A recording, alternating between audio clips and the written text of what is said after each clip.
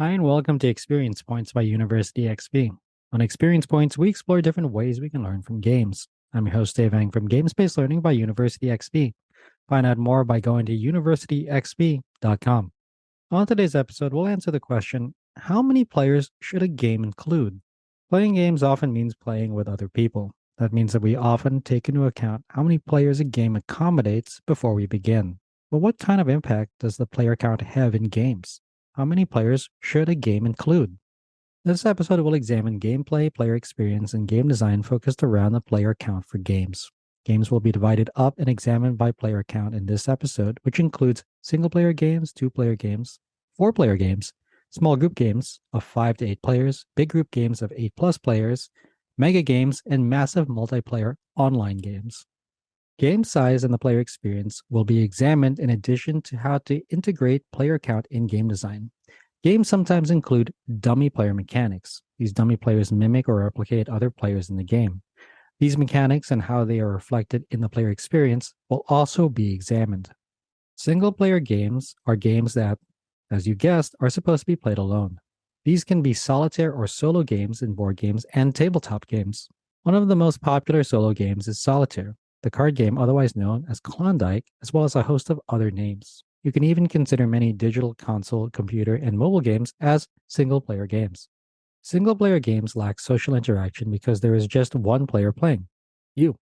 Therefore, single player games may not be the best in terms of connection and socialization compared to what other games have to offer. Structurally, these games are meant to be played with a player against the game itself. Friday is a good example of a single player game. The objective of Friday is to survive as the lone player against the island that you're marooned on rather than against other players.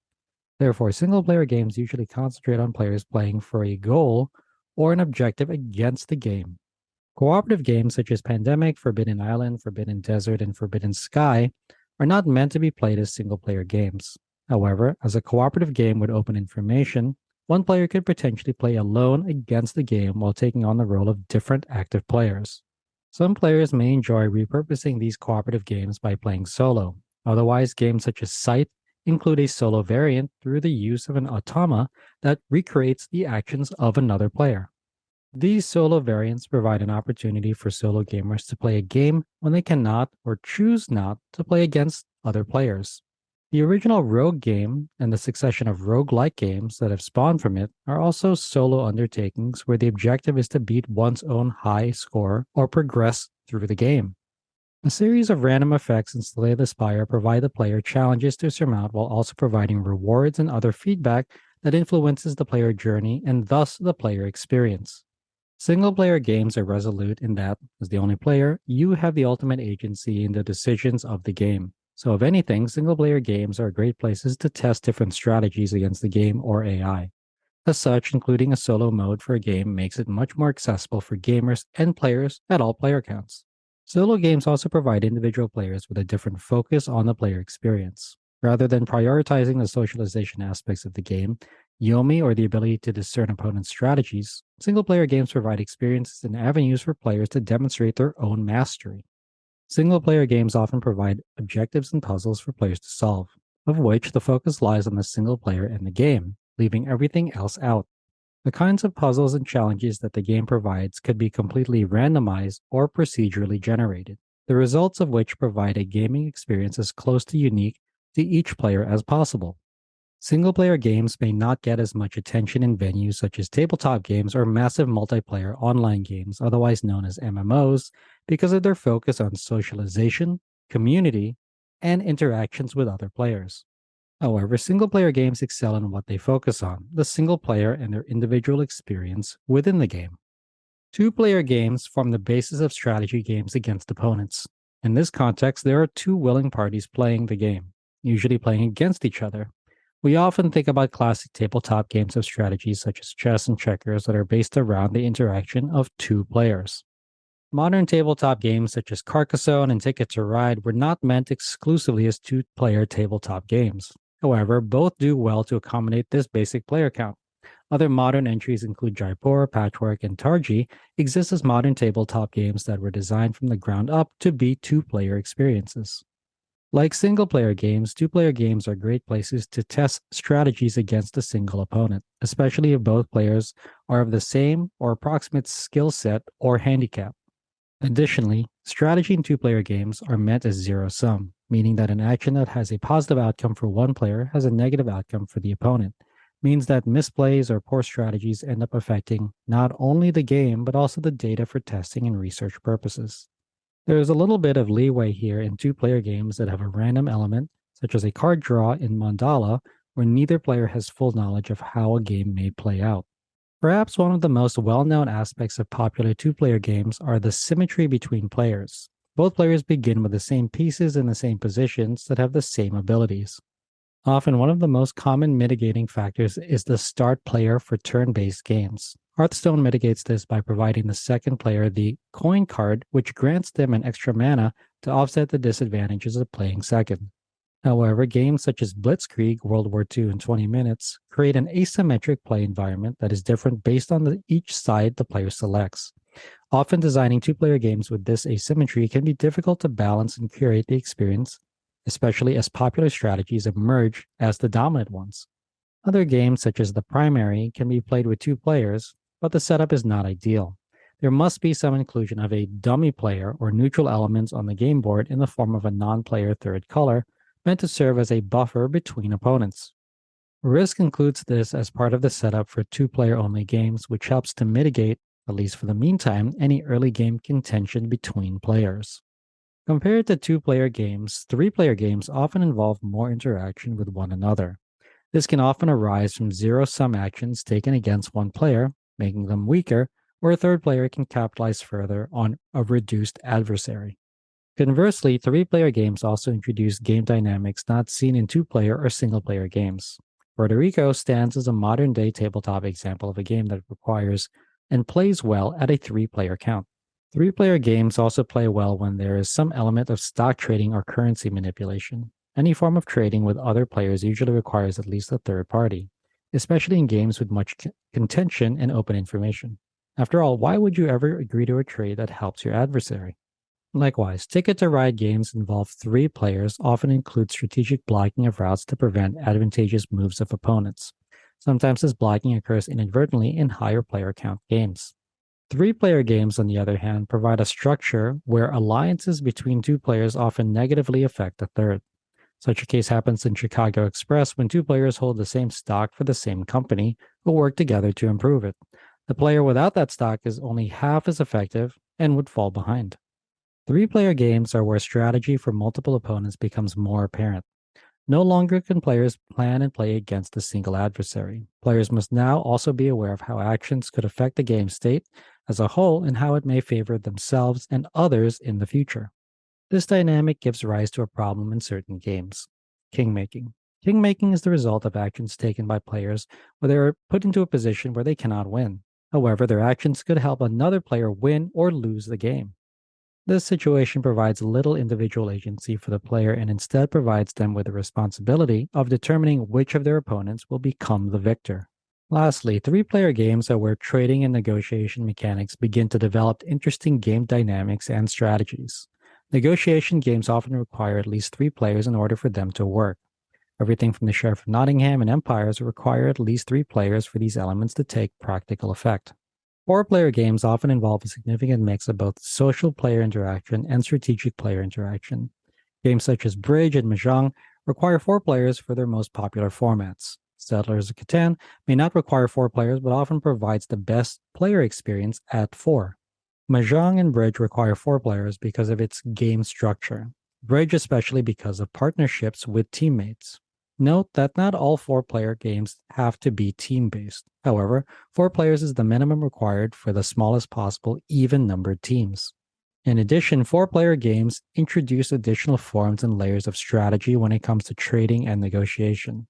There is often the minimum number of players required for any negotiation, but often tactics and strategies emerge with at least four players involved in game mechanics. Often, negotiation and diplomacy form some of the core learning outcomes for serious games based on these mechanics. Learning the subtleties of conflict resolution are one of the best applications of real world negotiation when addressing simulation and serious game development. Small group games of 5 to 8 players involve some changes compared to games that fell into the previous categories. Some hobby tabletop gamers categorize these as party games. This often means that these games often rely less on skillful play and more on the player experience and the socialization element that comes from playing with more players. Games such as Cards Against Humanity, Charades, and Taboo fit into this category. With greater numbers of players comes a greater amount of interaction with each other. This can be said in games like Wavelength and Codenames, where players engage with each other as teams rather than as individuals. Likewise, games such as Empires and Seven Wonders scale this type of interaction with players who can either provide you resources in trade and or serve as your opponents. However, there are some modern tabletop Euro games that can accommodate this upper level player count. While not advised, Scythe can accommodate up to 7 players. However, the increased player count also requires a greater amount of time taken through actions which result in more downtime. Simultaneous action selection can serve as a mitigator for this downtime. Games such as On Tour and other roll and write games alleviate this downtime by providing a single source of input, such as a dice roll, which leaves other players to determine how they might interpret or use that result to affect their own game on their own personal board. However, other modern tabletop games, such as those offered by Facade Games, which include Salem 1692, Tortugas 1667, Deadwood 1876, and Bristol 1350, can regularly accommodate a greater number of players. In fact, these games shine at higher player counts while also providing a level of strategic interaction with other players. Games that accommodate 5 to 8 players also provide fertile territory to explore trading, negotiation, and diplomacy elements, which build upon those seen in 4-player games. Players' ability to negotiate and interact with each other at this stage form the basis of games simulating real-world negotiation situations, which fuel the creation of serious games or simulations for teaching and learning. Games involving 8 or more players often moves player count discussions into party game territory. Because of the increased player count, these games are often very simple to play and are usually highly engaging with other players. Titles such as Categories, Pictionary, and Cranium excel in this area. While participating in these larger scale games can be fun, organization can be harder for novice hosts who have not led or taught larger groups of people how to play before. An interesting facet of the player experience for these larger group games is the concentration of how the different relationships between players and teams work with one another. Captain Sonar represents a great example of this as a highly contentious war game that pits one submarine crew against the other in an interesting dynamic of hidden movement. The basis of these relationships form the structure of larger and more grandiose games, such as mega games, which apply many of the elements of tabletop games, but at a larger scale. Mega games often combine the mechanics of these tabletop games with the intricacies of negotiation and dialogue between teams and players. This allows these games to model the complex systems of international diplomacy, which often forms the basis of training simulations and serious games. Games at these higher player counts also form the genesis of massive multiplayer online games, MMOs, as they were developed around the creation of multi-user dungeons, MUDs, during the infancy of computer gaming. At this number of players, these games tend to focus more on the communities of players playing the game in addition to the game itself. Community management, organization, and expectations become as much a part of the play experience as any other aspect of the game. Unlike the other games discussed so far, massive multiplayer online games are not designed to be played alone. The interaction with other players is a critical component to how these games are designed and operate. Though, this does not mean that all players who come to play these games online do so for the social interaction. Many players engage with these MMOs on a regular basis to play the game for the same reasons they would play any other single-player game. While the prospect for interaction with others is always present, it is often accompanied by the chance that the gameplay will become drastically different due to intended or unintended interactions with other players. Often, one of the most popular types of games to take advantage of the MMO format are role-playing games, RPGs, to form MMORPGs, massive multiplayer online role-playing games. These games include World of Warcraft, Guild Wars 2, The Elder Scrolls Online, Star Wars, The Old Republic, and EVE Online, just to name a few. These role-playing games borrow much from the tabletop role-playing genres of old, which include many of the same mechanics, character building, and sometimes even story conventions of their analog counterparts. However, these MMORPGs often diverge from tabletop RPGs as their creation and development of in game and sometimes out of game economies for currency, items, and cosmetic effects. The number of players a game accommodates highly affects the player experience. Single player games tend to focus on the single player experience, the lone gamer. The experience is consistently broadened when additional players are added. Players can be continually added to games until it reaches larger scales, such as those in MMOs, when those player experiences are no longer shared with everyone playing the game. Instead, those experiences are highly personalized to groups of players. Tabletop games, like video games, define multiplayer design when more than one player can play together. This is often intentional for tabletop games due to the need for an opponent, collaborator, or fellow adventurer. However, in game design, there is a wide gap in the player experience for games between two players and six or more players. The group size matters when either playing or hosting a game. Two players may be manageable in most instances. However, difficulty in hosting and play may increase exponentially as more players join the game. The difference in player experience stems from some structural considerations. Those include how new information introduced by player interactions affect how players might play their turn. Massive changes in game state make it difficult for tabletop game players to execute their turn when it's their time to act. This is often a good reason to limit the size of the player count in order to cater to the player experience. Game designers often create for player counts that they feel best support the player experience, the market demand, or both. However, sometimes that extends to go beyond what the game's rules and structure can best handle. Some games may have an advertised player count that is much larger than might otherwise be accommodated through play. This is because player experience is most closely linked to player agency, specifically what they can do in the game and how likely they are to succeed at doing it. An increased number of players often undermines individual players' agency to do what they will in the game. Of course, this experience can be overcome when players are familiar with the game and how the play might change between player counts. This is a result of closer social ties between players and established expectations from others in the magic circle. However, different means of play can be used in order to accommodate different amounts of players. Board Game Arena addresses this with the play by mail feature, where downtime is mitigated by alerting players via email when it is their time to act. Often, gamers think about the player count of the game as they are playing them. However, designers often approach the player count early in the design process or create a game entirely around a targeted player count. There are many considerations to take into account when designing for player count in games. The most obvious of which is that added players often leads to added complexity. This could come from an increase in needed components such as cards, dice, and pawns. Additionally, different player counts in games could change winning and losing conditions. Expectations for the end of the game that are set for 3 players might be achieved too quickly when playing with 6 players. Likewise, a 6-player game might drag on if the game was designed with a 2-player resolution in mind. This is why it's important for designers to play test their games at multiple player counts. This may be more difficult for games requiring more players. However, determining early on in the design process where the player experience changes as a result of the player count is critical. This is the case for specific games over others. For instance, games that involve area control typically require that everyone has the opportunity to interact with the global state of the game prior to resolution. Of course, you can design the game so that these resolutions occur without the input of other players. However, you'll need to keep that effect in mind as you design for the player experience and the overall feel for your game. Likewise, game structure should be augmented for the correct player count. Games developed for a greater number of players but played with a fewer number can often lack the type of interaction critical to the original design.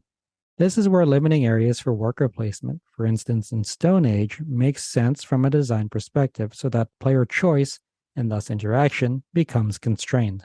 Of course, all games include some sort of dummy player mechanics that are part of their design. For single-player games, this includes playing against the game itself. For other games, this could include replicating the actions and sometimes the intent of a non-existent player. The first thing to consider is whether or not a dummy player is sufficient enough to warrant a specific player count. A 2-player game that requires a robust third dummy player may be better marketed as a 3+ player game rather than as a 2+ player game. Otherwise, dummy player interactions can and should be designed to replicate and mimic indirect player interactions. Those include reducing, using, or taking away resources. Otherwise, dummy players could also provide a game timer for when the game should end. Both Seven Wonders and Bloke has introduced a dummy player who represents a virtual seat for other players to control. This in turn provides additional agency at the cost of additional complexity for how players can mimic the actions of games at a higher player count. Additionally, other games provide a sense of randomness to the dummy player. Randomness has both positive and negative effects when it comes to player interaction, agency, and experience. Depending on how the random actions of a dummy player are influenced by live players, as well as how they are mitigated, go far in determining if a dummy player makes sense for a particular game design. Likewise, designers may also include a decision tree that indicates different choices that a dummy player might take in the game given choices made by live players. This provides more agency for the players as they can choose exactly how these dummy players may play against them given specific set of circumstances and expectations. Lastly, digital and video games also provide players with the ability to play against a dummy player when recorded ghost versions of one's own performance. This is closely related to racing games such as Mario Kart, where players may compete against their past performance or against the performance of others. This episode covered how player count affects game design and the player experience. Single-player games, two-player games, three-player games, four-player games, small group games of 5 to 8 players, and big group games of 8+ players were discussed in depth. Additionally, mega games and massive multiplayer online games were included in how player interaction, agency, and experience are structured in these games. The game size and the overall player experience were compared against one another in addition to how designers can take player count into consideration in their process. Dummy players represent a design choice option to replicate live players in games. Examples and opportunities for how to implement them were discussed. I hope you found this episode useful. If you'd like to learn more, then a great place to start is with my free course on gamification. You can sign up for it at universityxp.com/gamification. You can also get a full transcript of this episode, including links to references in the description or show notes. Thanks for joining me. Again, I'm your host, Dave Ang from Games-Based Learning by University XP. On Experience Points, we explore different ways we can learn from games. If you like this episode, please consider commenting, sharing, and subscribing. Subscribing is absolutely free and ensures that you'll get the next episode of Experience Points delivered directly to you. I'd also love it if you took some time to rate the show. I live to lift others with learning, so if you found this episode useful, consider sharing it with someone who could also benefit. Also, make sure to visit University XP online at universityxp.com. University XP is also on Twitter at university_XP and on Facebook and LinkedIn as University XP. Also, feel free to email me anytime. My email address is dave@universityxp.com. Game on.